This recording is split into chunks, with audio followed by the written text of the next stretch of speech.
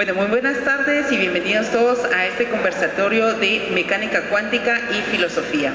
Gracias por estar acá con nosotros y quiero invitar en este momento a la doctora Gabriela Montenegro, Secretaria Nacional de Ciencia y Tecnología, para que pueda darnos unas palabras de bienvenida a este conversatorio.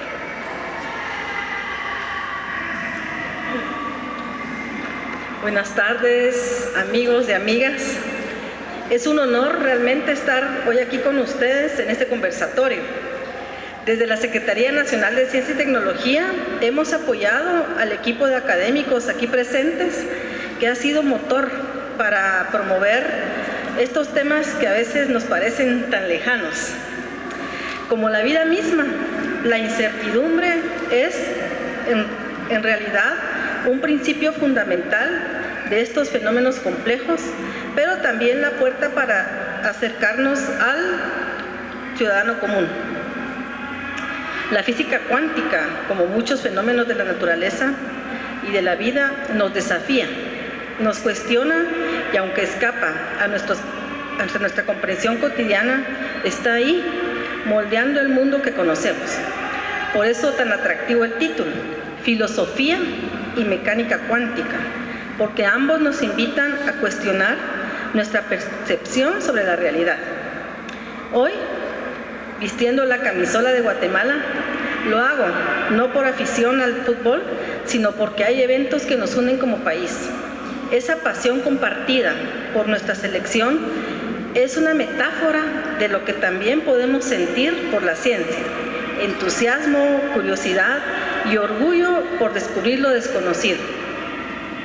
Este año, desde la CENACYT, estamos comprometidos en apoyar actividades relacionadas con el Año Internacional de la Ciencia y las Tecnologías Cuánticas, proclamado para celebrar 100 años del surgimiento de la mecánica cuántica y promover su impacto en el desarrollo global.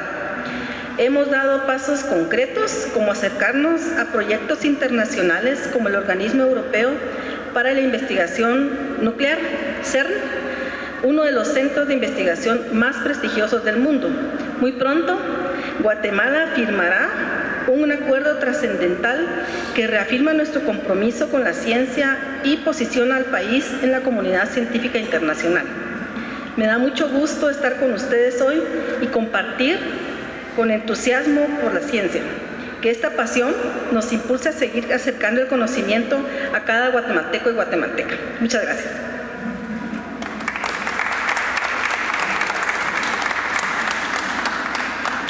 Gracias, doctora Montenegro, por estas palabras. Y también en este momento quiero llamar a Rodrigo Espinosa, representante de UNESCO, para que también nos pueda dar unas palabras de bienvenida.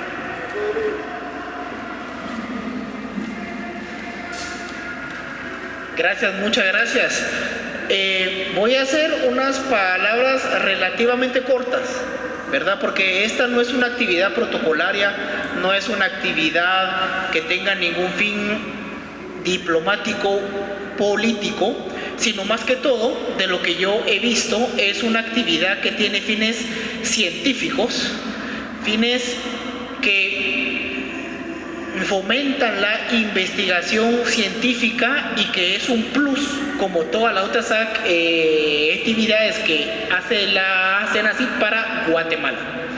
Veo aquí muchas caras conocidas, veo muchos amigos desde hace muchos años, los cuales apreciamos mucho y estoy seguro que su participación el día de hoy, porque no es fácil en Guatemala venir hasta acá un día jueves a las 5 de la tarde con este tráfico y sobre todo cuando a las 8 es el partido de Guatemala.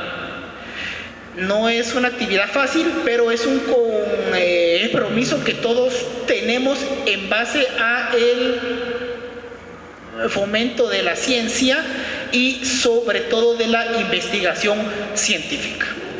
Entonces yo me permito darles 2 minutos en los cuales en un primer tiempo un agradecimiento de parte de la UNESCO, ¿verdad?, por invitarnos a esta actividad la cual es muy importante para nosotros porque este tipo de actividades son fundamentales para que podamos fortalecer tres temas: el pensamiento crítico, la curiosidad científica y sobre todo el entendimiento colectivo de fenómenos complejos que en algunos momentos no son evidentes, pero tienen un impacto directo en nuestra vida cotidiana y en el desarrollo sostenible de Guatemala. Para la UNESCO no es casual que estemos participando, pero no solo participando, sino que también estemos acompañando a la CENACYT en este evento. Les quisiera comentar que es relevante destacar que la Asamblea General de Naciones Unidas proclamó el año 2025 como el año internacional de la ciencia y la tecnología cuántica. Y sobre esa proclamación es que se designa a la UNESCO como agencia líder para coordinar las actividades, no solo para Guatemala, sino para todo el mundo, sobre las tecnologías cuánticas. Este reconocimiento coincide también con los avances fundamentales y el centenario de la mecánica cuántica.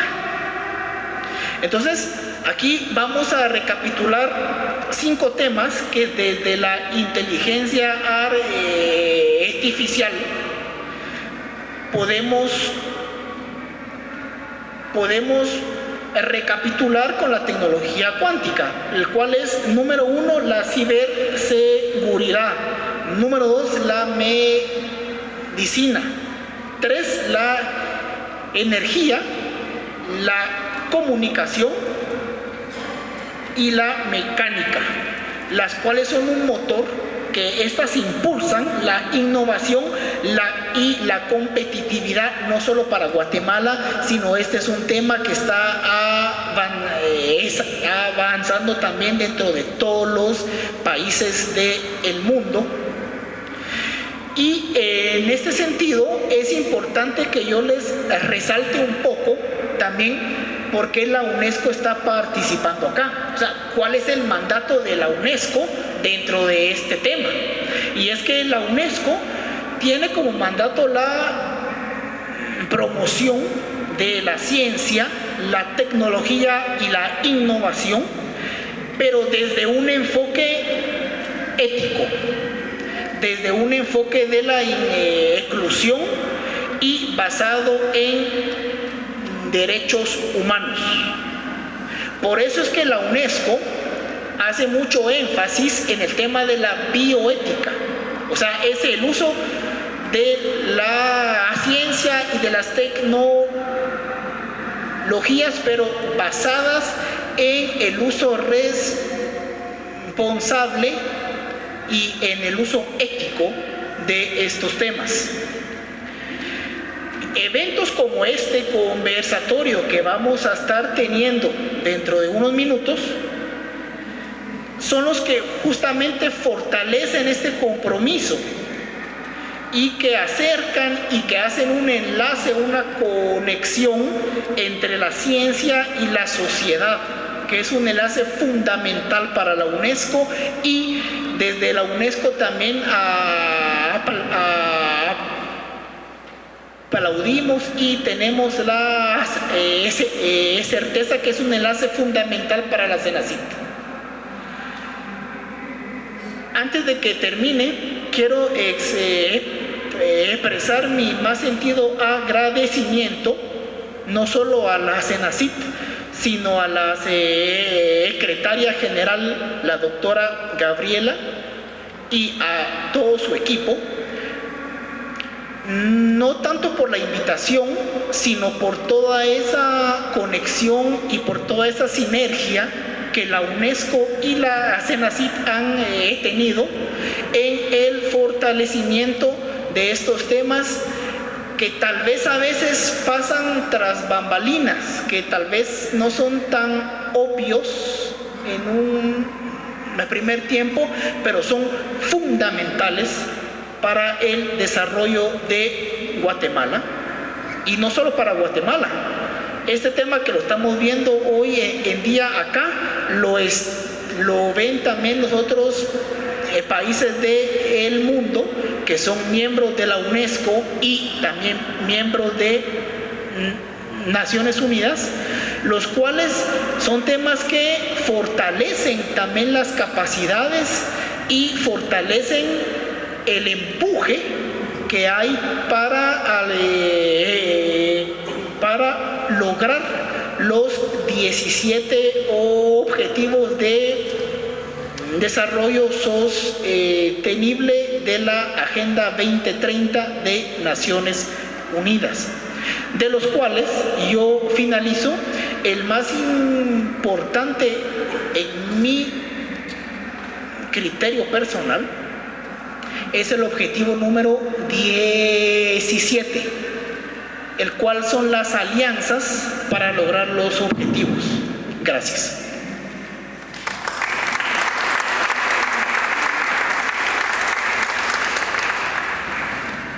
Muchas gracias, Rodrigo. Y para dar inicio a este conversatorio y para conocer a quienes son nuestros panelistas el día de hoy y nuestra moderadora, les voy a presentar a Laura Benítez, quien es la moderadora de este conversatorio. Ella es magíster en Historia y Filosofía de la Sociología de las Ciencias de la Universidad en Alemania. Es profesora titulada en la Escuela de Ciencias Físicas y Matemática. También nos acompaña Giovanni Ramírez.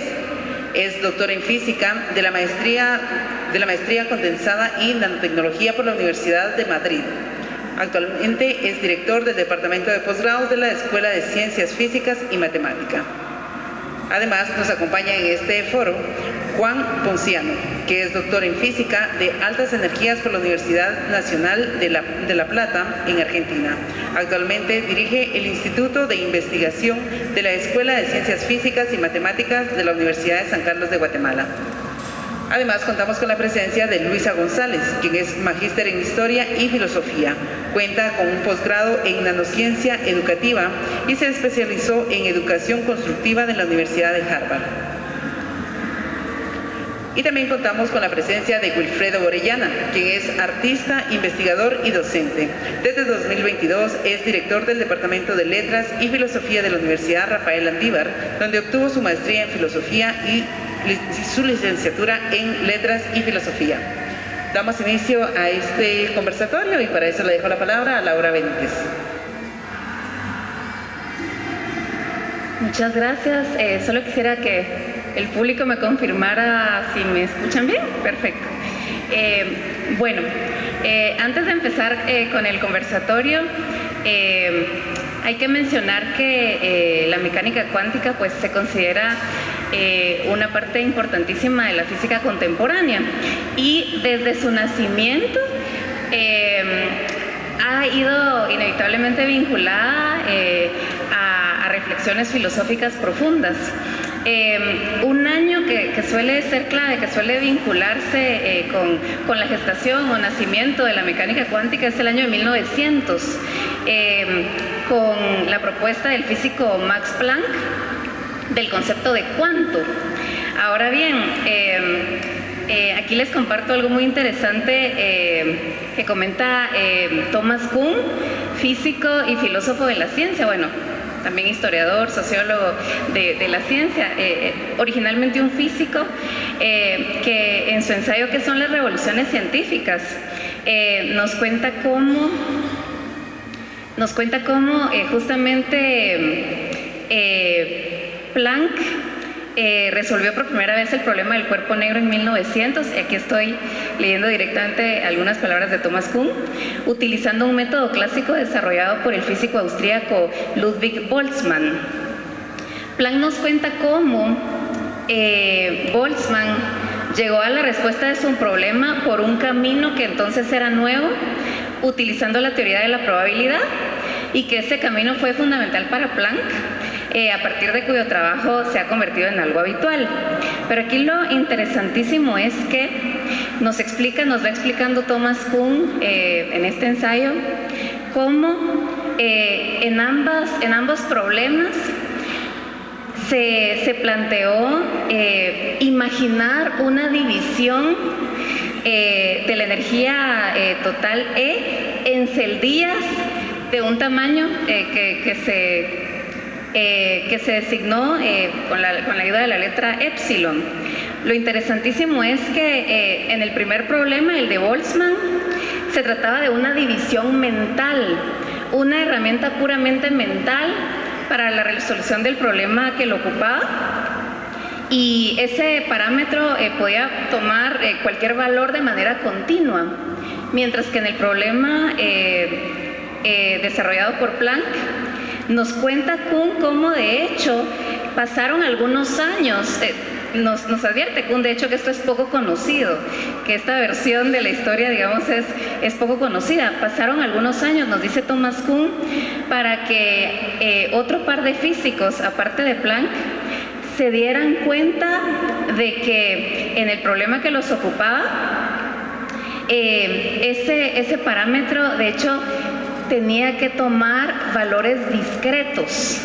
Entonces lo interesantísimo aquí, ¿verdad?, es que nos menciona este físico y filósofo que lo interesante es que ese elemento epsilon pasó de ser una división mental de la energía total analizada a una especie de átomo separable de energía física.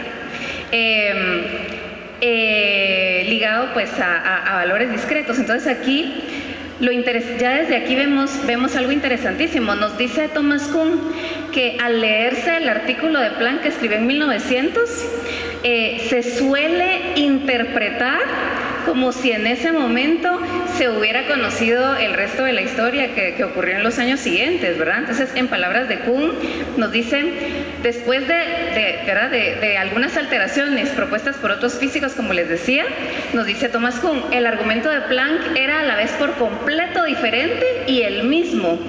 Desde un punto de vista matemático era virtualmente idéntico, teniendo como consecuencia que durante años ha sido un procedimiento habitual leer el artículo de Planck de 1900 como si presentara el artículo moderno posterior. Pero físicamente, nos dice Kuhn, las entidades a las que la derivación se refiere son muy diferentes. El elemento epsilon ha pasado de ser una división mental, como les decía, de la energía total a un átomo separable de energía física. Entonces, esto ya de entrada, desde la gestación de esta área, eso nos ilustra un poco cómo desde su inicio plantea digamos, en paralelo, esa doble posibilidad de si lo que se plantea es solamente una herramienta mental útil para resolver los problemas o si aquello corresponde a algo que de derecho tiene existencia en lo que podríamos llamar realidad, ¿verdad? Entonces, bueno, eso creo que ilustra muy bien por qué la mecánica cuántica puede suscitar reflexiones tan fascinantes a nivel filosófico. Es tan fructífero el pensamiento, o mejor dicho, son tan fructíferas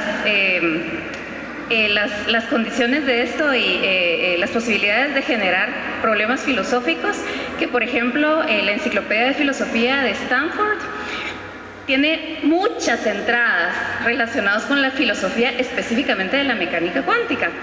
Y en alguna entrada por ahí plantea a la mecánica cuántica como una especie de máquina matemática que es excelente para predecir el comportamiento de partículas microscópicas, ¿verdad? Espectacularmente exitoso, nos dice ese artículo, en términos de poder y de precisión. Nos dice esa enciclopedia que matemáticamente la teoría está bien entendida, en un sentido mecánico, es decir, como si imagináramos literalmente un mecanismo en que los engranajes se encajan muy bien los unos con los otros. Nos dice que dado lo que entra en esa maquinaria, la maquinaria funciona maravillosamente para expulsar, digamos, un resultado satisfactorio. Pero lo que es controversial, nos dice el artículo, es sobre qué mundo, sobre qué realidad trata esa maquinaria. Y nos menciona que hay muy poco acuerdo, tanto entre físicos como entre filósofos, lo cual creo que vamos a poder presenciar hoy. Entonces, bueno, eso y digamos, hay varias cuestiones filosóficas aquí, los compañeros de panel van a tocar algunas de ellas. De hecho, se habla de varias interpretaciones de la mecánica cuántica, ahora lo cual puede resultar sorprendente para algunas personas, y algunos problemas, algunas reflexiones que ha suscitado la mecánica cuántica son, por ejemplo, nuestro entendimiento de la estructura del espacio-tiempo, cuestiones de causalidad, cuestiones de el carácter de los estados cuánticos, el carácter ontológico, y aquí los filósofos presentes nos aclararán más acerca de ese concepto, o por ejemplo, incluso las implicaciones de la mecánica cuántica para la teoría de la información. Entonces, dicho esto, pues voy a pasar a hacerles algunas preguntas a los panelistas, no sin antes disculpar a Abel Hernández. Como algunos habrán notado, en la publicidad del evento estaba incluido también Abel Hernández, que estudió tanto filosofía en la Universidad Rafael Landívar como física aplicada en la Universidad de San Carlos de Guatemala. Tuvo razones realmente de fuerza mayor que le impidieron estar aquí. Entonces, bueno, sin más preámbulo, entonces paso a hacerles algunas preguntas aquí a mis compañeros de panel. Y la primera va dirigida a los físicos, para que nos puedan, por favor, poner de entrada esos cimientos que necesitamos para poder seguir el resto de la discusión. Entonces, ¿podrían, por favor, explicarnos a quienes no somos físicos, en términos generales, qué se entiende por mecánica y la distinción entre lo que se llama mecánica clásica y la mecánica cuántica? Bueno, muchas gracias, Laura, y gracias por organizar este evento. Bueno, yo ya les adelanto que no sé nada de filosofía, y como un físico muy famoso, premio Nobel, también decía que la mecánica cuántica nadie le entiende. Entonces no sé muy bien qué estoy haciendo acá, ¿no? Porque el título es Física y Mecánica Cuántica. Pero bueno, la mecánica clásica, como se le conoce ahora, es la mecánica de Newton, la teoría de Newton, trata sobre la descripción del movimiento de las partículas. Quiere describir el movimiento de las partículas. Ustedes, bueno, sabrán que habrán escuchado, la mente humana siempre quiere saber las causas de algún fenómeno, y cuando encuentra las causas quiere saber las causas de las causas, y así siguiente, ¿no? Y en la mecánica clásica, pues, habla sobre justamente el movimiento, las causas que causan el movimiento y cómo caracterizar ese movimiento. Esa es la mecánica clásica. Y los fenómenos observados es muy intuitiva, en el sentido que está muy relacionada con nuestro mundo cercano, cotidiano, ¿no? Ya desde los babilonios se cartografiaba el cielo, conocían por lo menos unas 300 estrellas, una a una sabían cómo se movían las estrellas, y todo ese conocimiento después, con los años, fue desencadenando varias preguntas. ¿Por qué es el movimiento de los planetas? ¿Cómo se mueven los planetas? ¿Por qué es ese movimiento? La mecánica clásica trata de justamente explicar eso. Lo hace es un fenómeno, observa el fenómeno, y lo que hacemos en ciencia es tratar de describir una narrativa humana de lo que vemos, ¿no? Eso es lo que hacemos, y lo hacemos con nuestra mente, con las matemáticas que crea la mente humana. Con esas tratamos de describir. pero es un fenómeno, la mecánica clásica pues tiene esa cercanía con nuestro día a día. Era muy ambiciosa al principio. La mecánica clásica trataba de describir el movimiento de todas las partículas del universo.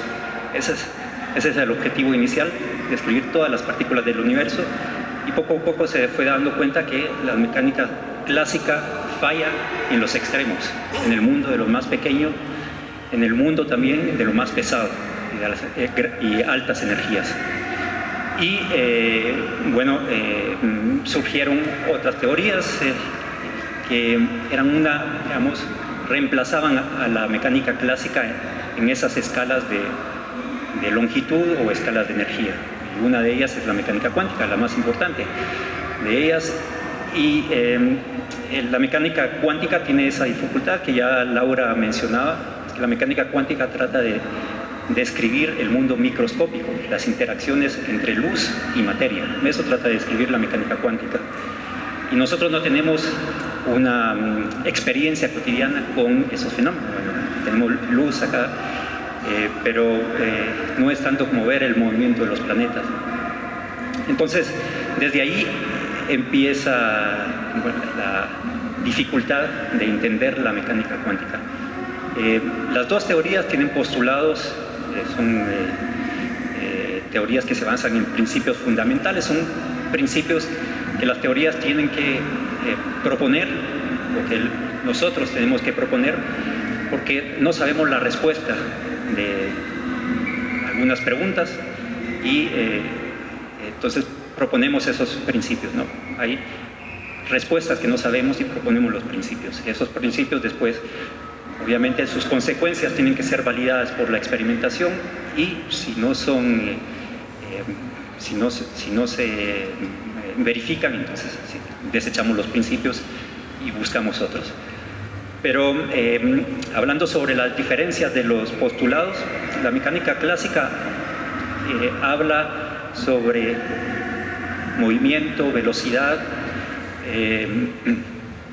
espacio, que no los define, de hecho no los define de forma precisa, y más bien supone que son conceptos intuitivos, ¿no? Que todo el mundo sabe. Tiempo, espacio, no están definidos de forma precisa. La mecánica cuántica, pero en la mecánica clásica esos conceptos son lo que uno mide. Velocidad es lo que uno mide, posición es lo que uno mide. En mecánica cuántica la diferencia es que la teoría es más matemática.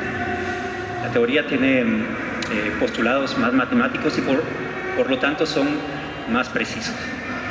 Y en lugar de describir el fenómeno, el primer postulado de la mecánica cuántica postula un objeto que no es el objeto de estudio, es un objeto que nos da la información, el que tiene toda la información que tiene el objeto que queremos estudiar. Es un objeto abstracto, y entonces ahí empieza la dificultad, ¿no? El primer postulado que habla en la mecánica cuántica habla de un objeto del que extraemos, que contiene toda la información, y por lo tanto no hablamos de la realidad, sino de la información que tenemos del hecho. Entonces, no sé si Giovanni quiere agregar. Gracias, Juan. Pues otro punto de hacer esta distinción se basa en unas ideas que presentaron hace unos años. Era un libro divulgativo, y a mí me gusta pensar de esa forma. Esta persona, Jung, hablaba sobre 4 revoluciones en la ciencia, y entonces pensaba en que la primera revolución había venido de la mano de Newton, tratando de explicar el comportamiento de la materia usando las partículas. Y entonces consigue hablar de cómo un marco de referencia, como un marco inercial, puede funcionar para hacer unas mediciones, de cómo la sumatoria de las fuerzas que se hacen sobre un objeto se relacionan a la cantidad de movimiento que puede tener esta partícula, o a la aceleración que puede haber sobre esta partícula. Y también algo importante, que es que a cada fuerza de acción hay una reacción. Una segunda revolución aparece de la mano de Maxwell, trata de explicar otro tipo de materia en forma de ondas. Entonces explica el electromagnetismo utilizando ondas, y la mecánica ondulatoria a finales del siglo XIX había explicado muchos detalles ya. Pero luego aparece la mecánica cuántica, y después, que ahorita vamos a hablar más de ello, y unos pocos años después aparece la idea de la relatividad de la mano de Einstein. Respecto de la mecánica cuántica, una de las mayores diferencias que hay, como decía Juan, es que tal vez si nos vamos mucho tiempo antes de que los babilonios, todo nuestro sentido común se fue construyendo desde que estábamos sentados en las cavernas comiéndonos un pedazo de carne ahí. Nuestro sentido común se basaba en lo que podíamos oler, sentir, en nuestros 5 sentidos. Mientras que la mecánica cuántica ya tiene o describe un mundo que se sale de esos 5 sentidos y nuestro sentido común, ¿ya? Entonces, por ejemplo, nosotros como estudiantes de física tenemos que aprender mucha física y mucha matemática para poder hacer uso de esa mecánica, de esa estructura matemática que representa la mecánica, para poder entender los resultados, porque nos vamos a encontrar con cosas que no están dentro de nuestro sentido común y que por lo tanto nos pueden parecer cosas irracionales o cosas maravillosas, como decíamos antes, una película de superhéroes, por ejemplo. Pero el haber pasado este tiempo preparándonos en física y en matemática hace que nosotros podamos entender que los resultados que estamos obteniendo representan la forma y el comportamiento que nosotros queremos de una partícula o de un conjunto de partículas. Entonces creo que la diferencia, visto desde la física, puede ser eso, como decía Juan, la forma en la que está postulada la ciencia.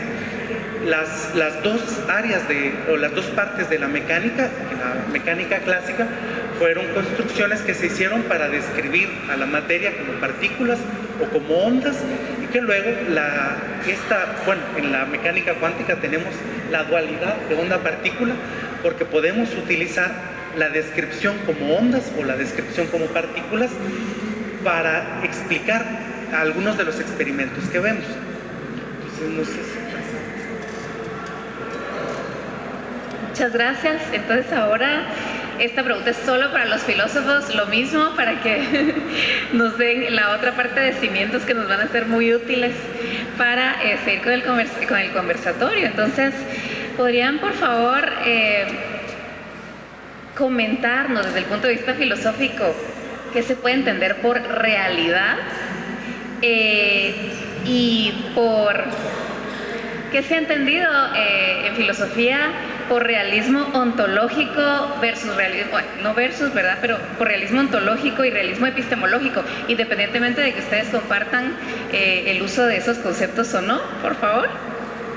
Bien, gracias. Haciendo quizá un par de diferenciaciones como las que estaban haciendo ahorita, la filosofía, digamos, se dedica a los conceptos. Y en ese estudio de los conceptos, y esto va a explicar luego también las interrelaciones que hay con la física cuántica, un concepto como realidad no es un concepto. Los conceptos forman como unas redes, esquemas de interpretación que funcionan durante un tiempo. A eso le llamamos episteme, con Foucault, por ejemplo.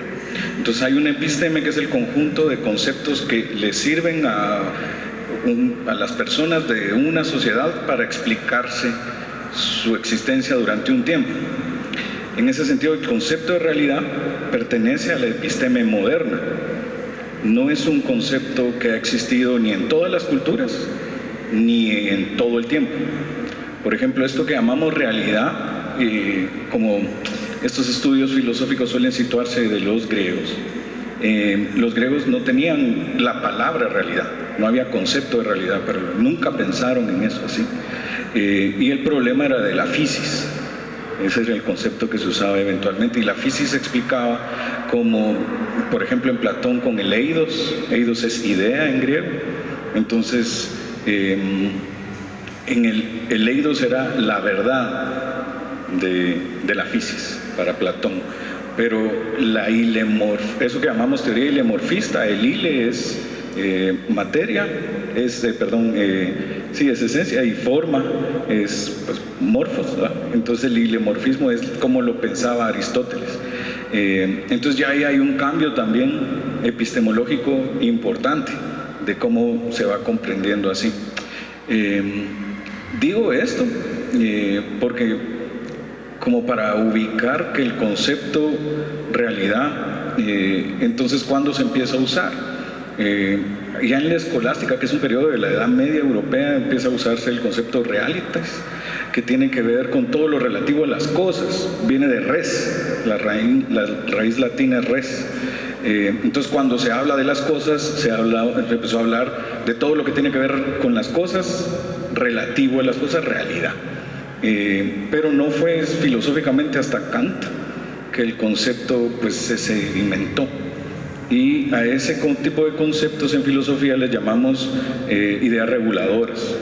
Una idea reguladora es una ficción que produce una unidad que no existe en la realidad. Entonces, como para unificar un conjunto de fenómenos, Kant inventó o popularizó estos dos conceptos, realidad y mundo. Mundo no era un concepto común tampoco antes de la modernidad. Y entonces sirven como estos conceptos que permiten producir esta esquematización que luego pues, puede servir explicar. En ese sentido, como también diría Foucault, el concepto de realidad es relativamente reciente y pues parece ir encontrando su fin también. Porque no podemos prever que no permanecerá en todas las epistemologías o en todas epistemas. En ese sentido, pareciera que estas experiencias o estos fenómenos de la cuántica cuestionan la validez del concepto de realidad. Y lo que es más interesante es como la dificultad que han tenido muchos científicos y científicas para abandonar ese concepto. Como que si siempre es indispensable para pensar, y no lo es, pero la gente quiere salvar la realidad, el concepto de realidad, pero pareciera que no encuentra sus complicaciones o es interpelado ahora. Entonces, como para pensar en los diferentes tipos de conceptos de realidad, como para ser bien esquemático y apurado, y eso es siempre equivocarse, ¿no? En Kant, el concepto de realidad tiene que ver con fenómenos independientes con cualidades o propiedades, ¿no? Estos fenómenos independientes pueden ser objetos, sujetos, y esas cualidades le son inherentes a los fenómenos. Y ese es el concepto, digamos, clásico. Cuando digo clásico ya sabemos entonces que es moderno, porque no había antes. Y el concepto del realismo agencial, nosotros lo estudiamos a partir de una filósofa, que tal vez Luisa expone más sobre eso, yo solo voy a decir bien esquemáticamente. Esta filósofa de la ciencia es física, que se llama Karen Barad, es reciente, es su texto o su trabajo. Ella sigue trabajando en esto, ella propone una esquematización completamente nueva, una ontología, epistemología y ética, que se va a denominar realismo agencial. Entonces, ¿en qué se diferencia el realismo agencial del realismo moderno? Ya vimos que el realismo moderno tiene que ver con fenómenos independientes con propiedades inherentes.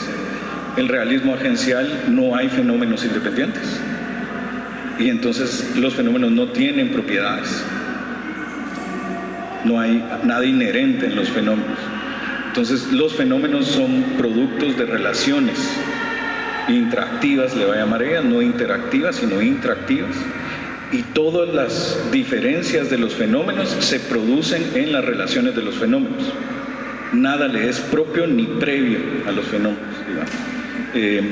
Y esta es la idea de agencial. Habría que como especificar qué quiere decir agencialidad, pero agencialidad en términos muy sencillos, porque es una palabra rara, ¿verdad? A veces se piensa desde la filosofía como algo que tiene que ver con la voluntad o la libertad o la capacidad, pero tiene que ver la agencialidad aquí con esta relacionalidad siempre produciente de los fenómenos o que produce los fenómenos y que es interactiva, que los fenómenos están coproduciéndose todo el tiempo. Dicho de manera sencilla, las diferencias no preceden a sus relaciones. Pero no sé si vos querés ampliar. Sí, tal vez retomando el tema ya en concreto de tu pregunta de la ontología y la epistemología, ¿no? Porque de la mano, no, pero era necesario lo que dijiste, porque de la mano de estos conceptos de la realidad que van variando con el tiempo, entonces también se van haciendo diferentes planteamientos ontológicos, ¿no? Que se referiría justamente a explicaciones acerca de la realidad desde el punto de vista filosófico, pero puede verse ya desde lo que exponía Wilfredo que estos planteamientos ontológicos y las maneras como la filosofía va a ir entendiendo y explicando la realidad va a ir variando, ¿verdad? Y bueno, también sabemos que por mucho tiempo en la tradición occidental los físicos eran filósofos y viceversa, ¿no? O sea, las disciplinas tampoco estaban separadas, entonces muchas preocupaciones ligadas a estas preguntas científicas que luego va a atender la física se vienen desarrollando desde la filosofía históricamente, ¿no? Y entonces ahí podemos ver ya varios planteamientos, pero me llama la atención también cuando hace un ratito decías, Giovanni, de esta noción del sentido común, ¿no? De cómo pareciera ser que experimentamos y percibimos la realidad de una manera y como que tuviéramos bastante claro de qué se trata hasta que vamos a una escala mucho más pequeña, ¿verdad? Donde la experiencia no es la misma. Sin embargo, esas explicaciones, esto que llamamos sentido común, y eso está como muy bien planteado, creo yo, muchas veces también son construcciones históricas, sociales y políticas, ¿no? O sea, esas explicaciones de realidad muchas veces también están ligadas pues a las epistemes que mencionaba Wilfredo, ¿verdad? O a intereses y maneras de pensar que se van configurando de cierto modo y que muchas veces también nos pueden sesgar o nos pueden hacer perder de vista otras particularidades o abrirnos a entender de otra manera la realidad, ¿no?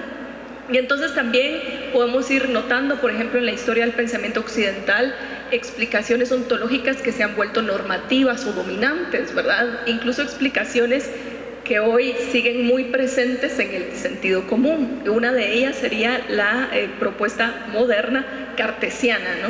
O sea, Descartes nos describe una realidad en la que pareciera que hay por lo menos dos planos ontológicos distintos, ¿no? Por un lado, y esto también es heredero del pensamiento platónico de las ideas, ¿verdad? Hay una dimensión donde habitan las ideas, los pensamientos, ¿verdad? Donde estaría también esta herencia cristiana de entender el alma o el espíritu, ¿verdad?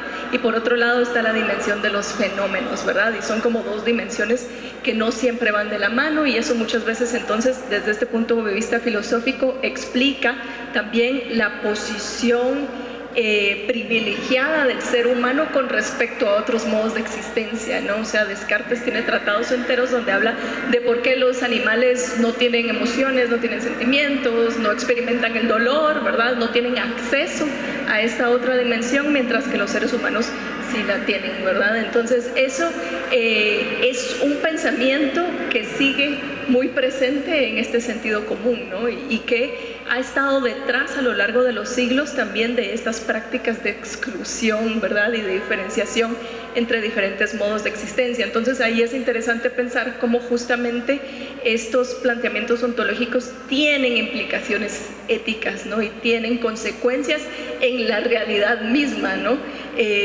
No solo pretenden explicar la realidad, también la producen.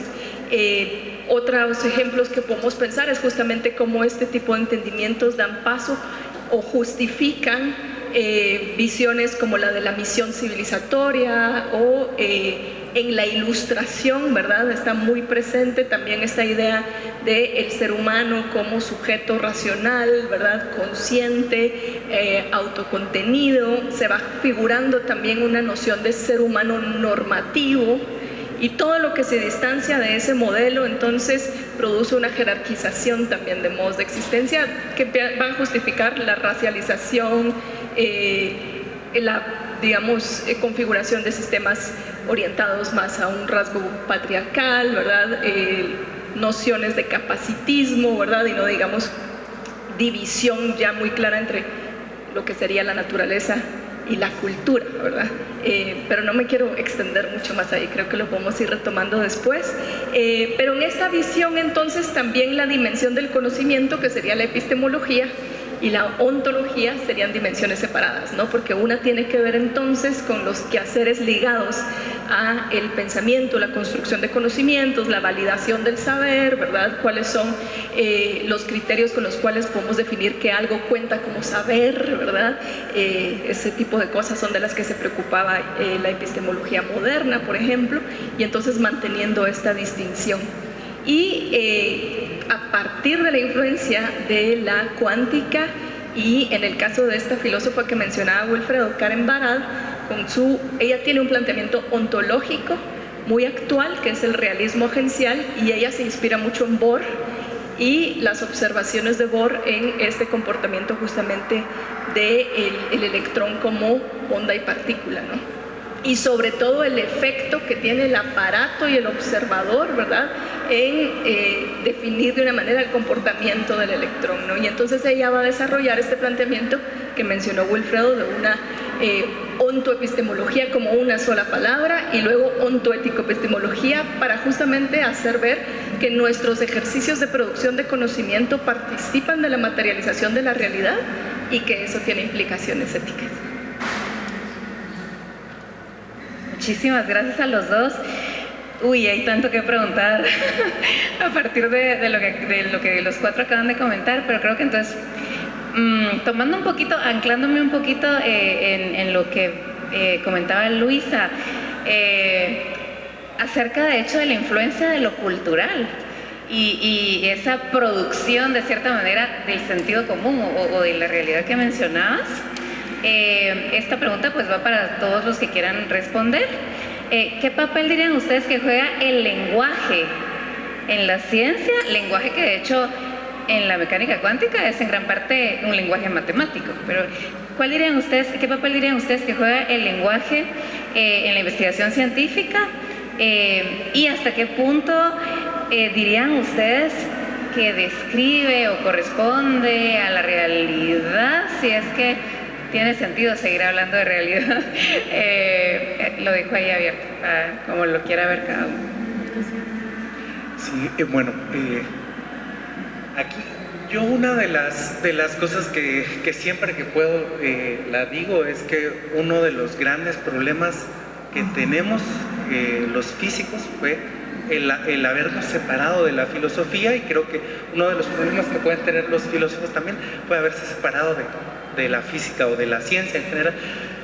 Pero creo que sí nos hace falta en ciencias. Yo en física, por ejemplo, lo he notado en muchas ocasiones, cuando estamos hablando de un fenómeno y le damos un nombre.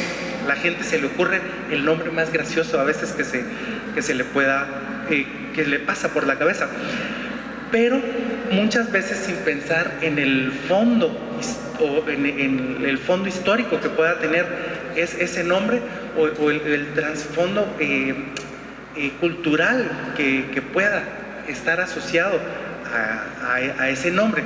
Entonces, por ejemplo, hace un rato les comentaba a Laura que, por ejemplo, a principios de este siglo, cuando se empezó a hacer más famosa la computación cuántica, la gente empezó a hablar sobre el hecho de que la mejora que iba a venir en términos de rendimiento computacional por pasarnos a usar computadoras cuánticas, y la gente lo empezó a llamar la supremacía cuántica.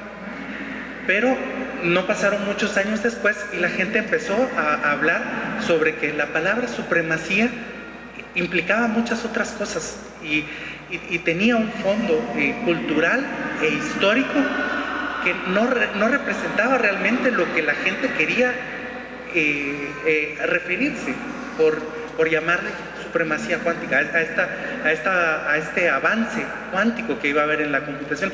Entonces sí, hace falta tal vez mucha construcción del lenguaje aunado a la construcción de conocimientos que se hace en la física. Entonces, no sé, si quieres aportar. Bueno, yo entendí un poco la pregunta de Laura sobre qué lenguaje usamos nosotros para escribir la ciencia. Y Galileo decía que la naturaleza está escrita en el lenguaje de la matemática, ¿no? Con estas preguntas filosóficas, ¿no? De ontología, epistemología, hay que discutir esto, pero el lenguaje en el que nosotros escribimos nuestras teorías, la mecánica clásica, la mecánica cuántica, es el lenguaje de la matemática. Ese es el que nosotros hemos encontrado en la humanidad para describir de forma precisa los fenómenos que observamos.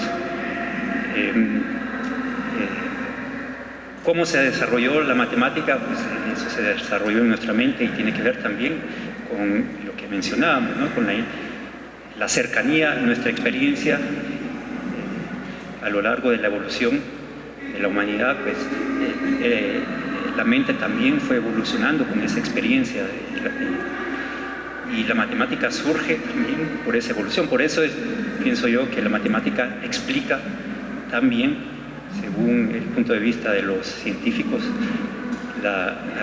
los fenómenos de la naturaleza. Bueno, luego te lo paso porque Wilfredo es quien da el curso de filosofía del lenguaje en la universidad, pero sí, o sea, el tema del lenguaje ha sido un problema filosófico también, ¿verdad? Ha dado lugar a mucha discusión, sobre todo en la segunda mitad del siglo pasado, ¿verdad? Vamos a encontrar mucho trabajo porque hay mucho interés en el tema del lenguaje a partir de diferentes pensamientos que vienen de la lingüística y de lo que se conoce como el estructuralismo, ¿verdad? Donde se pretende justamente explicar el lenguaje como sistema, en muchos casos como un sistema autocontenido con determinadas reglas, ¿verdad? Pero que lo caracteriza son sus cualidades de diferenciación. Eso es algo que va a decir, por ejemplo, un Saussure, este lingüista suizo. Pero va a haber varias respuestas y una crítica muy poderosa a ese planteamiento también del lenguaje como algo dado y autocontenido va a ser la de Derrida. Derrida ya después va a plantear justamente que también la manera como hemos ido entendiendo el lenguaje desde la filosofía clásica tiene que ver con lo que él va a llamar la metafísica de la presencia.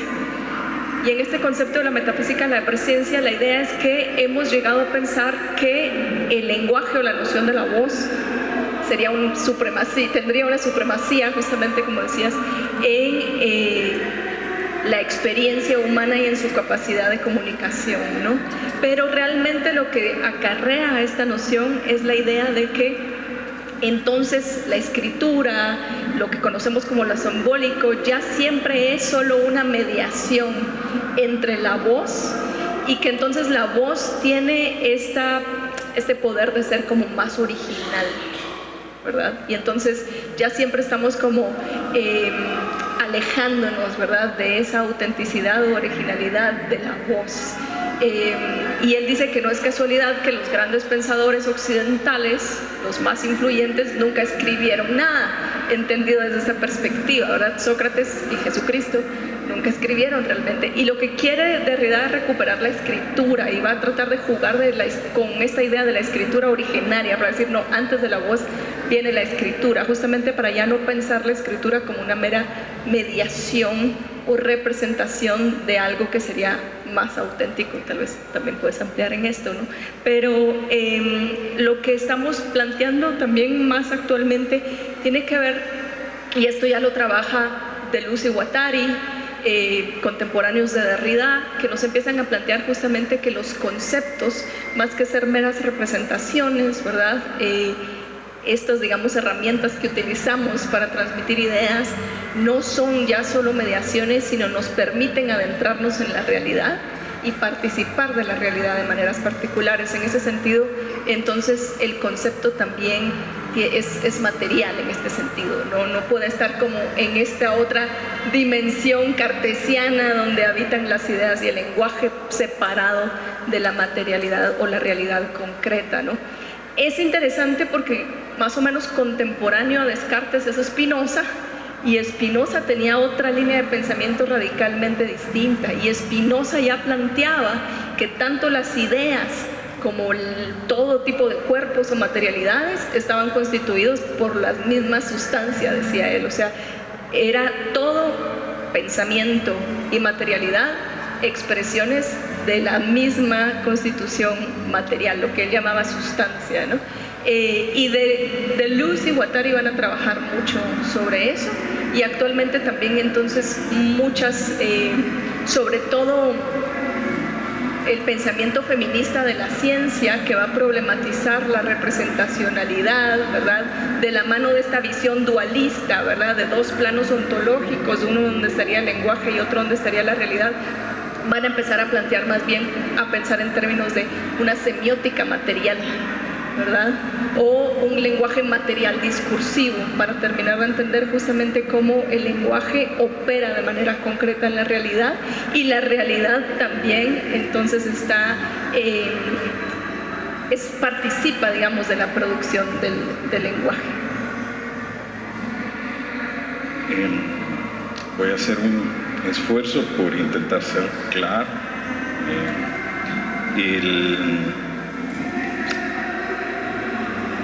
Barat tiene esta frase de que al lenguaje se le ha dado mucho poder,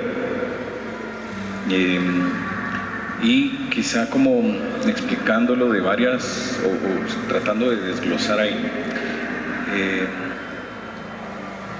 la ciencia le ha dado mucha acreditación al lenguaje también, como con conceptos como este de realidad, o el concepto mismo de verdad, el de ley. Son conceptos bien viejos. Cuando digo bien viejos, tienen más de 4.000 años y se siguen usando casi igual a veces. Y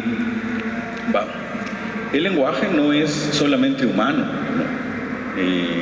Y pensamos, cuando el lenguaje, pensamos en estos aparatos o sistemas lingüísticos como la matemática, el alfabeto, no sé, la música o cualquier otro tipo de representación, y se ha pensado tradicionalmente, y ese es el problema, que aquí sigo ahora todavía.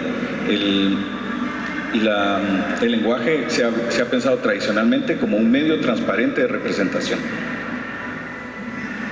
que nosotros podemos describir la realidad, y eso es falso. El lenguaje no es un medio transparente de representación, el lenguaje interviene en los fenómenos. Nosotros, cuando decimos que describimos, participamos de la producción de eso que decimos que describimos.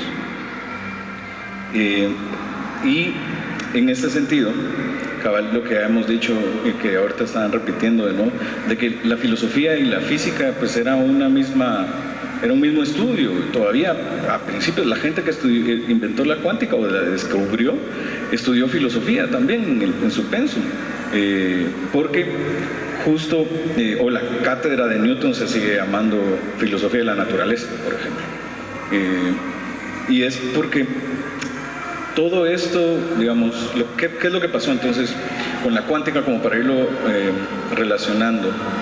Se empezaron a encontrar de que las descripciones ya no eran posibles y que el lenguaje no representaba lo que encontraban, y que los fenómenos tenían otras formas que no, digamos, no representativas, y esa es la idea del aparato. Un aparato, y un aparato conceptual también, ¿no? También es material, participa en la producción de los fenómenos que está estudiando. Entonces habrían como varios niveles, ¿no? Entonces, primero como pensar, pues lo dijeron al inicio también, que el primer principio de la cuántica era el de la información. Y información es un tipo de lenguaje. Entonces, si pensamos un lenguaje más allá del humano, poshumanistamente, y pensamos como procesos de hacerse inteligibles, relaciones de inteligibilidad o no ininteligibilidad, de entenderse o no entenderse, y pensar en cómo los ácidos se encadenan para hacer ARNs o ADNs, y ahí hay, porque no es simplemente que casen las moléculas o las formas y luego se enreden de esas, ahí hay procesos de hacerse inteligibles.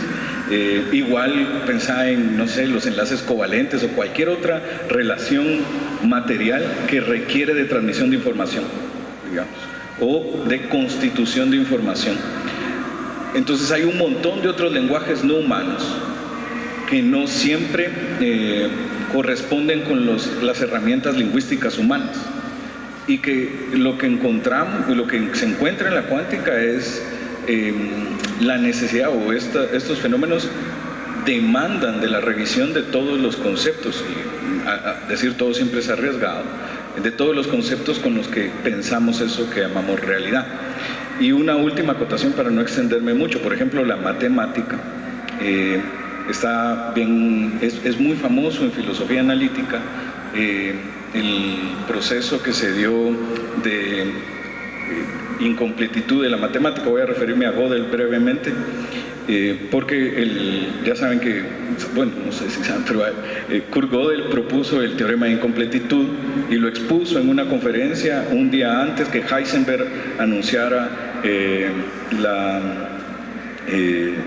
no es Heisenberg, Hilbert, gracias, que Hilbert anunciara el proyecto para resolver los problemas de la matemática que se había encontrado con Frege.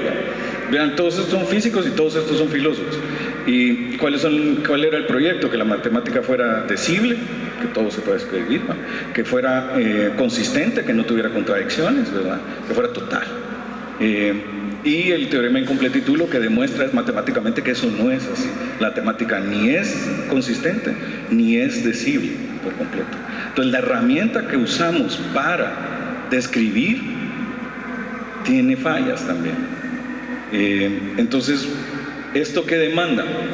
Demanda esta actitud ética que también estaba hablando Luisa, de entender que las herramientas, incluso teoréticas, con las que nosotros trabajamos, intervienen en esta producción de realidad. No solo lo cultural, porque a veces pensamos que la ciencia está como abstraída de lo cultural, y es mentira también. Está embebida en un proceso cultural y en unas condiciones materiales específicas. Y estas afectan la teoría, y la teoría afecta a los fenómenos, y todo se vuelve como este enredo de cosas cada vez más difícil, ¿verdad? Entonces, sí que no me voy. Muchas gracias. Bueno, volviendo, como les decía, cuando respondieron a las primeras dos preguntas, ya de ahí se desprenden muchas otras preguntas interesantes. Volviendo ahora al tema de lo que, bueno, dentro de por ejemplo, dentro de una cultura consideramos sentido común, ¿verdad? Y damos por hecho ese sentido común. Pregunta primero para los físicos. ¿Podrían explicarnos qué es ese famoso gato de Schrödinger? ¿Qué es eso que se conoce como gato de Schrödinger? Y de pronto darnos más ejemplos de cómo a escuelas cuánticas algunos fenómenos parecen desafiar pues ese sentido común que damos por sentado, ¿verdad? Cuando los contrastamos con nuestra experiencia cotidiana. Y para los filósofos, si pudieran comentar qué implicaciones filosóficas, y si pudieran comentar un poquito más de qué implicaciones filosóficas podrían desprenderse de ese contraste entre lo que podríamos pues llamar mundo cuántico y mundo clásico. Bueno, sobre el gato de Schrödinger, lo trataban como paradoja, pero en realidad no es una paradoja. Pero el primer postulado de la mecánica cuántica es el que habla de este objeto que tiene toda la información de los sistemas que estudiamos, y la información puede estar en una superposición. Y este gato de Schrödinger es un ejemplo macroscópico de esto, ¿no? El experimento del gato de Schrödinger es un gato que está en una caja donde no podemos ver hacia adentro de la caja, y hay un elemento radioactivo que pues cuando emite radiación, pues, desencadena un mecanismo que enciende, bueno, que lanza un martillo, creo yo, ¿no? Es que lanza un martillo y quiebra un frasco de cianuro y el gato se muere. Y entonces, muchas interpretaciones es que, según la mecánica cuántica, el gato adentro de la caja, donde no podemos ver, el gato está vivo o muerto, que tiene una superposición de estados. El gato está vivo y a la vez está muerto, algo que es un absurdo. Y solo cuando abrimos la caja, pues nos damos cuenta si el gato, ya dejamos de pensar en esta superposición. El gato está, cuando la abrimos, está muerto o está vivo, ¿no? Las dos posibilidades. Pero el problema es tratar justamente como el objeto del estudio del gato. Lo que sucede en este principio de superposición es que es la superposición de la información que tenemos. Y la información que nosotros tenemos es que el gato puede estar vivo o puede estar muerto, ¿no? Porque hay un mecanismo que lo puede matar. Y esa información que nosotros tenemos es la superposición, que es perfectamente entendible. Entonces, no hay ninguna paradoja. Sí, creo que la idea esta del gato de Schrödinger surge como experimento mental que proponen Einstein, Podolsky y Rosen para que decirles a las personas que estaban junto con Bohr de que la mecánica cuántica parecía tener resultados que no estaban dentro de lo que podía pensarse como normal. Y otros fenómenos que también, bueno, en general los fenómenos cuánticos suelen tener ejemplos a nivel macroscópico. Una cosa que hay que ejemplos a nivel macroscópico que no son realistas o que a nuestro sentido común nos da así en la cabeza como eso no puede ser. Y lo que pasa es que los efectos cuánticos que producen estos fenómenos, cuando ya tenemos altas temperaturas, y altas temperaturas pueden ser 100 grados bajo cero, por ejemplo, o cuando tenemos tamaños muy grandes, entonces los fenómenos cuánticos ya no son tan evidentes, y entonces por eso no los vemos. Pero un ejemplo también que suele ser muy socorrido en la docencia es el efecto túnel.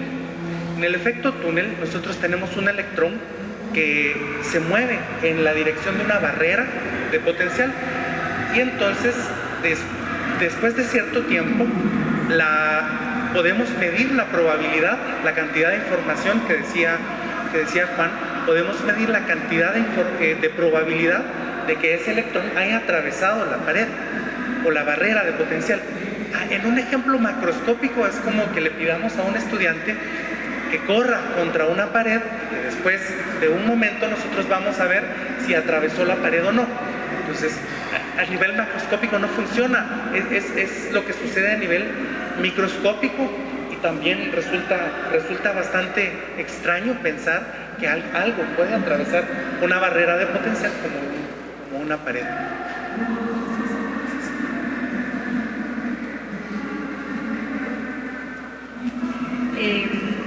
Bueno, primero tal vez solo quería agregar a lo que decía antes, ¿no? De estas influencias que la ciencia ha ido teniendo en la ontología desde el punto de vista filosófico, pues no es tan reciente.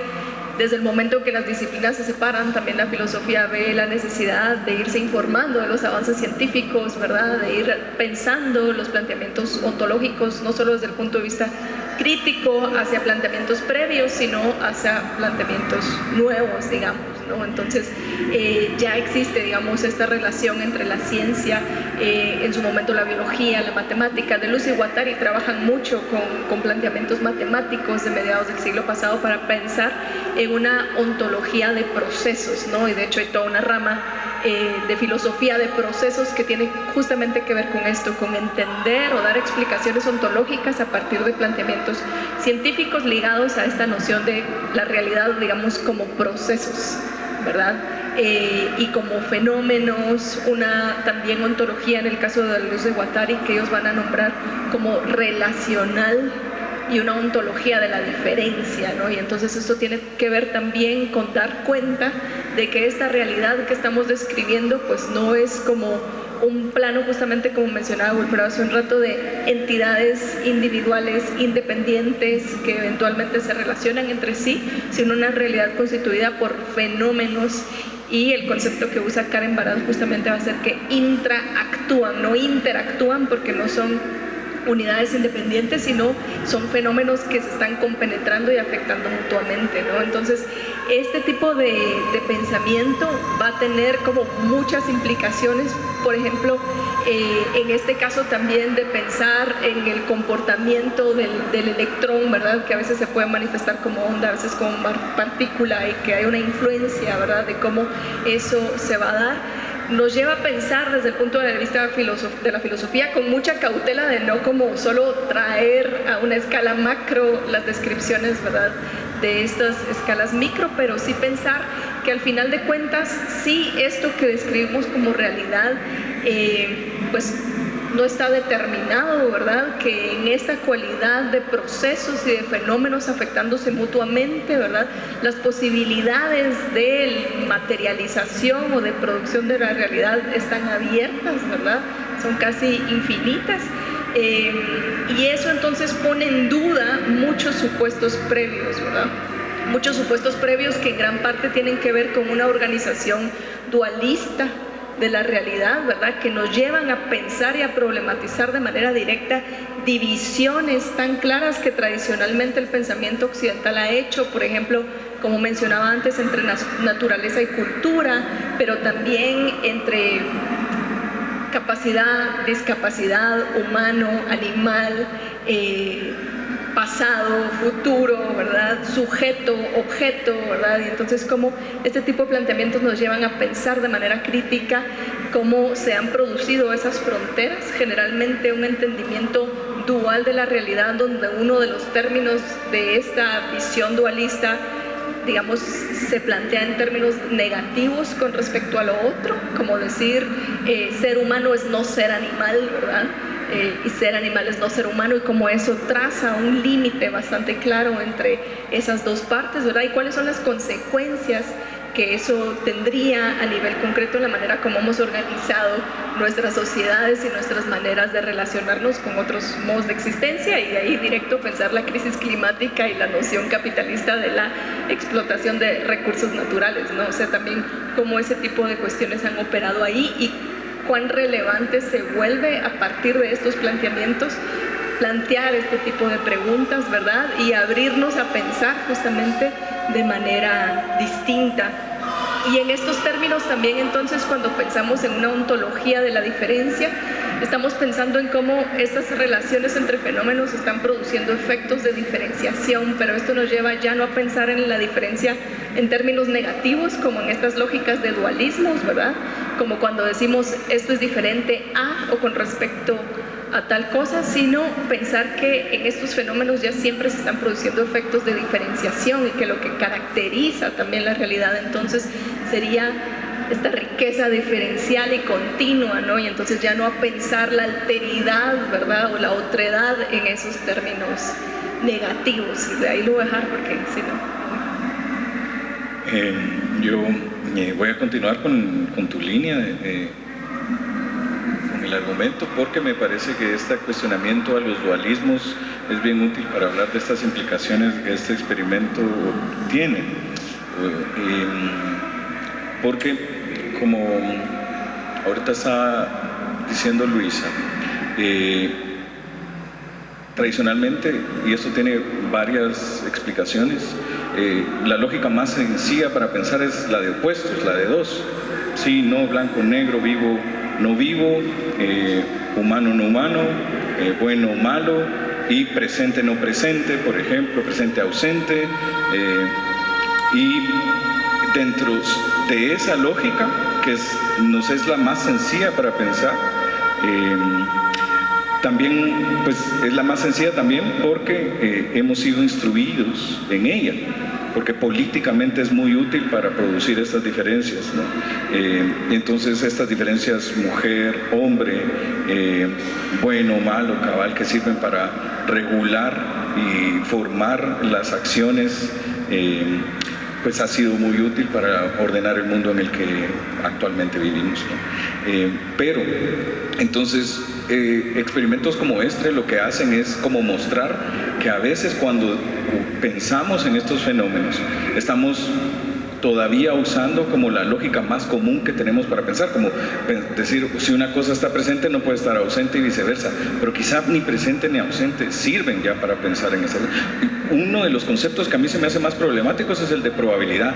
Yo no sé qué significa probabilidad y he preguntado varias veces si la mara se complica a la hora de darme una definición clara de qué significa que algo sea probable.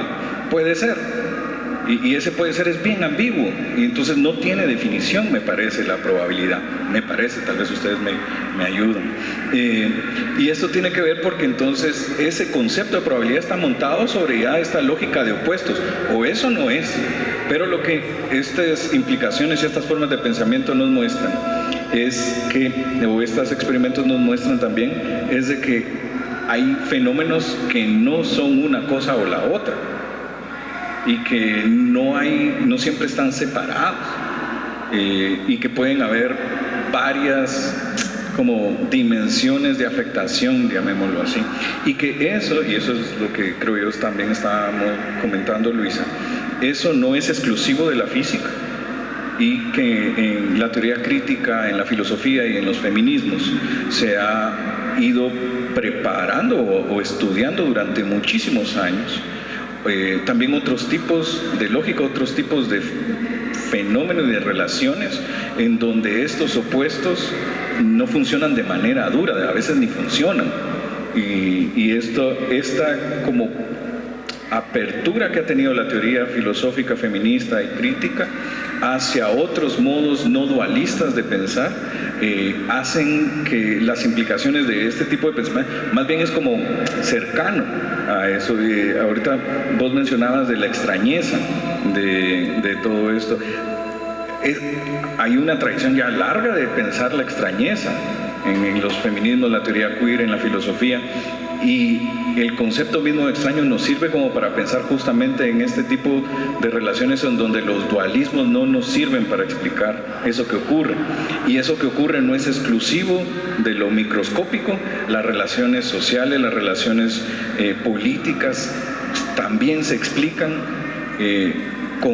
más allá de estos dualismos, necesitan de otros aparatos de interpretación o de explicación, de pensamiento, que no los clausuren una posibilidad o la otra, porque en las relaciones esto que llamamos superposición ocurre, muchas veces entrelazamientos ocurren todo el tiempo en las relaciones también macroscópicas o entre nosotros. Muchas gracias. Bueno, por cuestiones de tiempo, la última pregunta sería si quieren comentar algo acerca de la causalidad, puesto que se ha suscitado un amplio debate filosófico acerca del concepto de causalidad, pero también lo dejo abierto pues por el tiempo, por el escaso tiempo, también dejo abierta la puerta por si quieren hablar un poquito más sobre qué más significa cuando se dice que la realidad a nivel cuántico no es determinista. Por ejemplo, algo que suele causarnos fascinación a quienes no somos físicos, a quienes miramos desde afuera, es que se suele decir que antes de la mecánica cuántica, pues estábamos ante una física totalmente determinista, en que el siguiente estado de cosas estaba completamente determinado, ¿verdad? Por las condiciones iniciales y demás, mientras que con la mecánica cuántica, a partir de un punto dado en el tiempo, hay más de un futuro posible. Entonces, es uno de los temas que causa fascinación, el efecto del observador, la medición como perturbación. Yo sé que todo está ligado, entonces, bueno, pongo énfasis en el tema de la causalidad, pero por cuestiones de tiempo, como mencionaba, dejo ahí también sobre la mesa si quieren añadir algo más sobre esos otros puntos.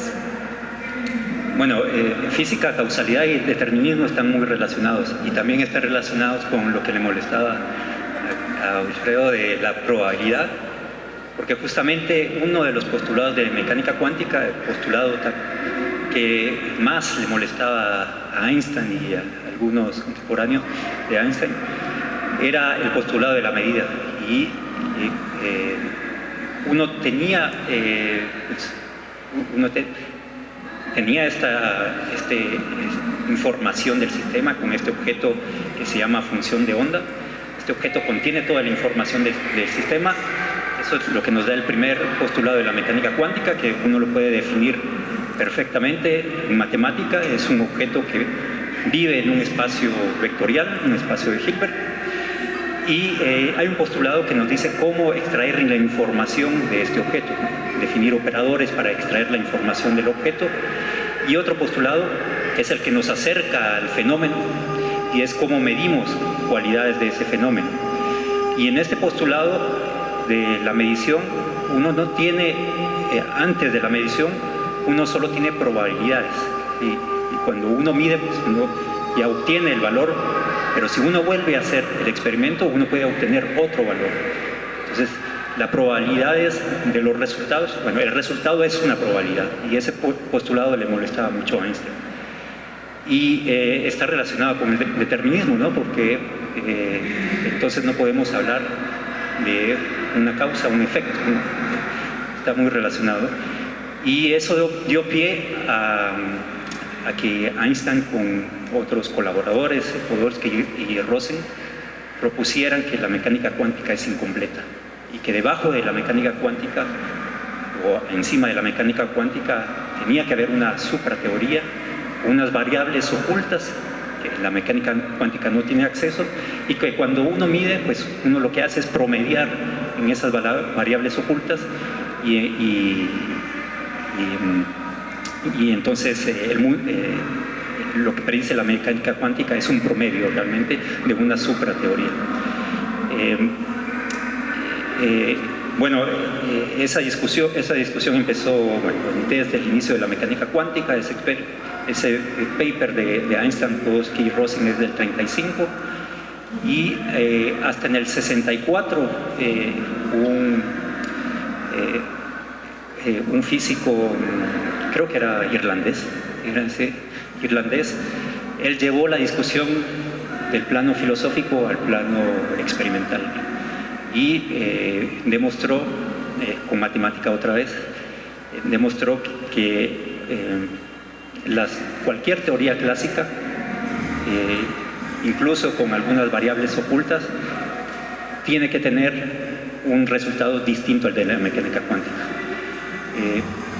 Entonces, una suprateoría con variables ocultas no podía tener en ningún momento los mismos resultados que la mecánica cuántica. Luego, años después, en los 70s y 80s, se hicieron experimentos para verificar esos límites que había puesto este físico Bell, y fallaron todos a favor de la mecánica cuántica, es decir, en contra del determinismo que proponía Einstein. Es un problema todavía, pero bueno, a gente que hizo estos experimentos es un premio Nobel del 22. No sé si quieres saber. Sí, también, tal vez un poco más de historia. A estas personas les dieron el premio Nobel en el año 2022 porque Bell había logrado establecer que ninguna de estas teorías de variables ocultas, como mencionaba Juan, iba a ser capaz de dar como resultado las correlaciones que se podían dar con la teoría cuántica. Y el experimento era el que tenía que limitar esto o determinar si estaba bien o no. Entonces, el experimento, cuando Einstein, Podolsky y Rosen lo plantean en el año 35, la tecnología no era capaz de hacer un experimento para poder medir esto. Y se tuvo que esperar más de 30 años para que otras personas como Clauser propusieran experimentos distintos, basados en distintas partes de física.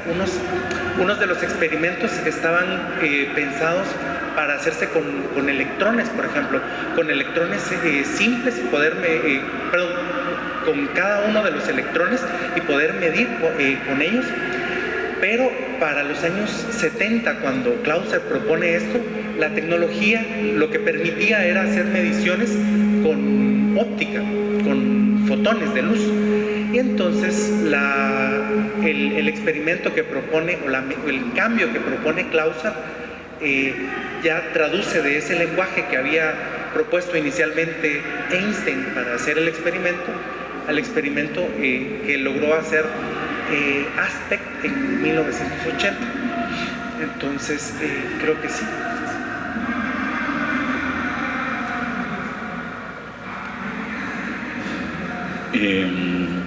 La indeterminación y la causalidad.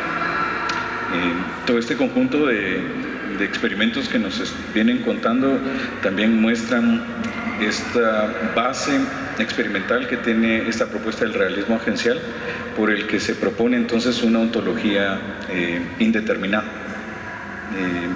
Ontología es el estudio de la existencia, y se dice también existencia y no ser ya, porque con estos experimentos lo que se demuestra es que las cosas no son, sino que se vuelven o se producen en cuanto se relacionan.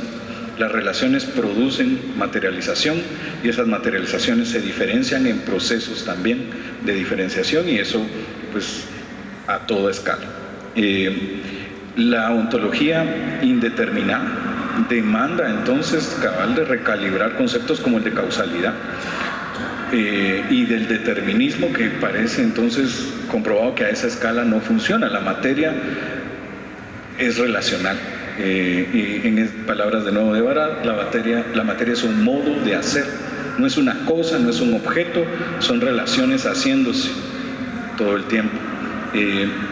Eso en la filosofía es relativamente muy reciente, pues no ha permeado. Por ejemplo, la mayoría de este trabajo de Barad no está traducido al español, por ejemplo, y tomará bastantes años que se piense con ello. La filosofía tiene tradicionalmente esta idea o esta frase de que o llega siempre muy tarde o muy pronto, pero nunca a tiempo. Y entonces va a tomar mucho tiempo también que pues se piense en estas recalibraciones. Lo que es interesante también acá, de nuevo, con esta insistencia en el cuestionamiento de los dualismos y las implicaciones políticas y éticas que tiene esta ontología indeterminada, es que eso de nuevo no es exclusivo del microcosmos o de lo cuántico, sino eso también tiene que ver con las relaciones que llamamos humanas, las relaciones interespecies, las relaciones ambientales. De nuevo, a toda escala, ninguna diferencia precede a sus relaciones. No hay como propiedades o esencias que le pertenezcan a objetos o sujetos. Esos conceptos, de nuevo, viejos, no nos sirven para pensar en esta indeterminación. Y es como clave un tipo de investigación de pensamiento aguda y lenta, que no trate de clausurar inmediatamente esta indeterminación con las ideas o los conceptos viejos, y que aprenda a responder también con estos modos indeterminados de pensar y de relacionarse, que es algo que recién estamos empezando a aprender. Yo me quiero tratar de llevar esto a las implicaciones políticas y a las posibilidades de pensar también desde la política esto. Ahí podemos tal vez traerlo. Bueno, la política tiene que ver justamente con las relaciones, ¿no? Y con la preocupación de cómo nos relacionamos y cómo podríamos relacionarnos mejor, justamente. Pero cuando pensamos en términos de una ontología indeterminada, que ya no es incertidumbre epistemológica, ¿verdad? Que sería algo que a los filósofos les daba mucha ansiedad, como pensar que más bien no teníamos las herramientas para describir bien y se nos escapaban las cosas, sino reconocer que a nivel ontológico hay una indeterminación, ¿verdad? Esto tiene que ver también con estas posibilidades abiertas que están dadas en esta dinámica relacional, ¿verdad? En cómo los fenómenos al relacionarse entre sí están materializando la realidad, diríamos, ¿verdad? Pero como también esas configuraciones y reconfiguraciones de realidad están entonces siempre abiertas, ¿verdad? Sus posibilidades son bastante amplias.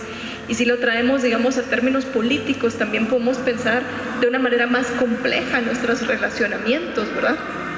De hecho, Spinoza, que ya mencioné hace un ratito, decía que la cualidad de los cuerpos no es una esencia, no es una particularidad interna, sino es su capacidad de afectar y ser afectados, ¿no? Y que realmente lo que reconocemos como agencia, y aquí podemos pensar en agencia política de manera concreta, es lo que producen las relaciones, lo que se da entre las relaciones, no algo que cada unidad, que ya no existe aquí, trae o tiene, ¿no? Sino más bien es lo que las relaciones mismas están produciendo continuamente. Entonces, por ejemplo, una filósofa italiana habla del capitalismo en términos de déficit relacional, que lo que sucede en un sistema como el capitalismo es que nuestras relaciones están organizadas de modo tal que son súper limitadas, ¿verdad? Que hay un déficit significativo en cuanto a que nosotros solo vemos posibilidades de relacionarnos primero socialmente entre seres humanos, ¿verdad? Y luego también como en guetos, ¿verdad? Como en grupos que reconocemos como nuestros iguales, nuestros cercanos, ¿verdad? En lógicas de parentesco, de nacionalismos, etcétera, ¿no?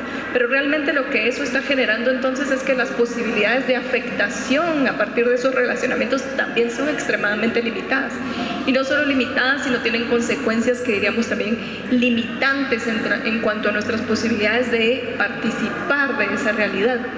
Spinoza diría que nuestras potencias están obturadas, ¿verdad? Porque lo que para Spinoza producen los relacionamientos es un aumento de potencia, la potencia entendida como una fuerza existencial colectiva, y entonces ahí podemos pensar que si los relacionamientos en el capitalismo están clausurados y ahí no hay posibilidad de potencia, entonces tiene sentido que el mundo, el planeta, esté tan dañado como lo está, ¿no? Porque las consecuencias de esas afectaciones entonces son más bien ligadas a lo que Spinoza llamaría una descomposición, donde una noción de política afirmativa, productiva, relacional, podría llevarnos a pensarlo de otro modo, pero eso implicaría que nuestros relacionamientos fueran mucho más amplios, mucho más complejos y mucho más dinámicos, es decir, estar más de la mano de esta noción de lo indeterminado que de lo ya dado.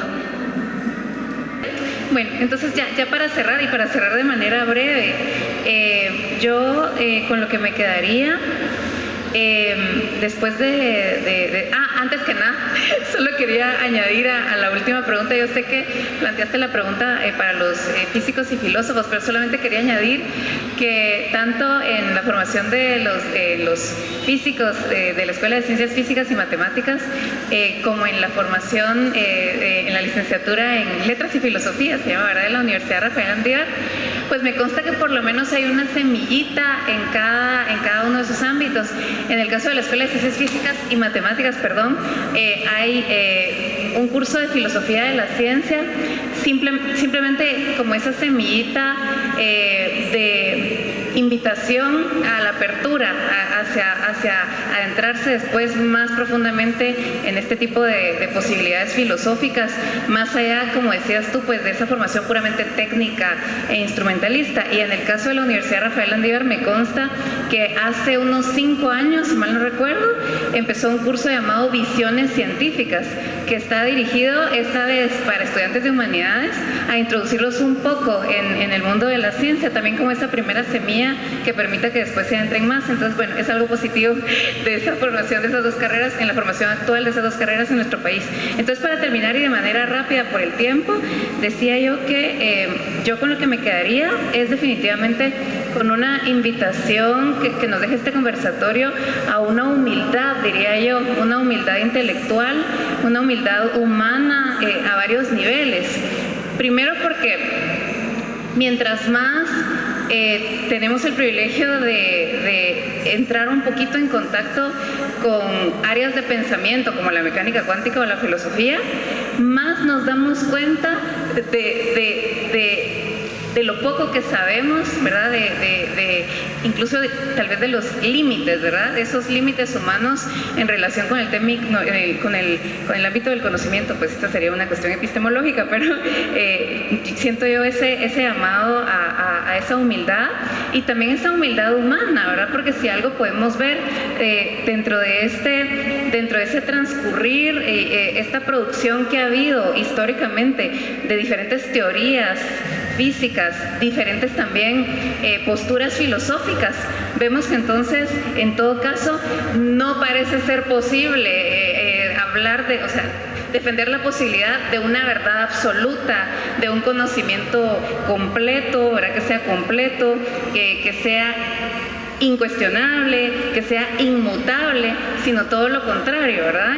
Incluso, pues, ya los compañeros de filosofía tocaron algunas implicaciones éticas y políticas a las que esto nos invita, y en particular parte de esa humildad a la que yo me refería es tomar conciencia de esos filtros que vamos por la vida viendo el mundo con ciertos filtros, algunos filtros personales, algunos filtros simplemente humanos, ¿verdad? E incluso eso que consideramos sentido común o eso que consideramos obvio, ¿verdad? No necesariamente lo es. Esto nos invita a cuestionar, ¿verdad? Esas asunciones de obviedad y de posibilidad de saberlo todo.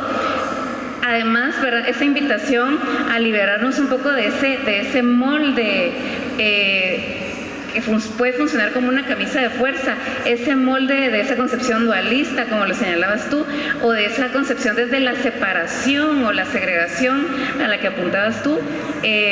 Así es que eso sería lo que yo ahorita pondría sobre la mesa para terminar.